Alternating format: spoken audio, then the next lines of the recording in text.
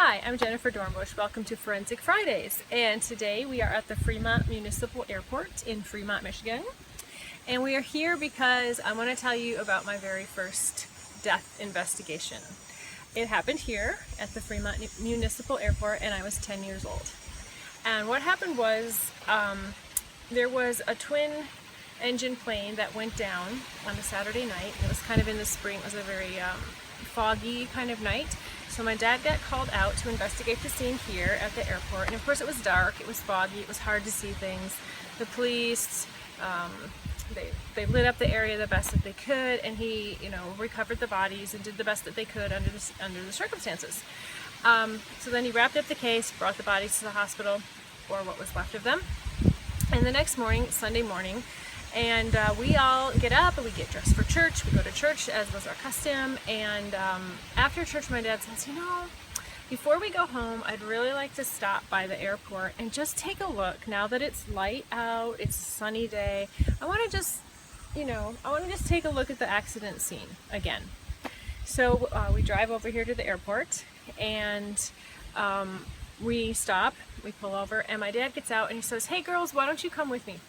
Why don't you help me?" So my middle sister and I, we jump out of the car. She's a couple years younger than I am, so we're all dressed in our Sunday best and our Sunday school shoes, and we go out with him, and we're not really sure what we're looking for, but he starts to tell us, well, just walk with me, just follow me, and if you see anything that just looks unusual, that maybe doesn't look like a stone or a stick or grass or part of nature, then just stop and let me know, and we'll take a look at it. So sure enough, we're walking along, and I don't know which one of us spots it, but somebody spots something, and we're like, Dad, look, stop. So we all stop. It's like, oh yes, very good. So he reaches down and he picks up this little piece of something, probably about this big, and he shows us, and he's like, oh yeah, and we're like, well, is it something? And he's like, yes, it is. It's a piece of brain matter. And so he kind of explains to us what is the brain and what is it made out of and how does it work, and he packages it up, and we don't think anything of it because we're 8 and 10. So we're very excited that we've been able to help him. Anyway, we keep moving on, and a little while later one of us says, oh wait, what's that? He says, okay, well, let's take a look. So he looks, and oh yes, that's very good. That's definitely something we want to collect.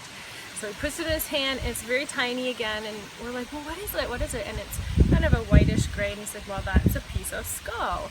And he goes on to explain what the skull is made out of. It's a bone, and it protects the brain, and explains it very biologically.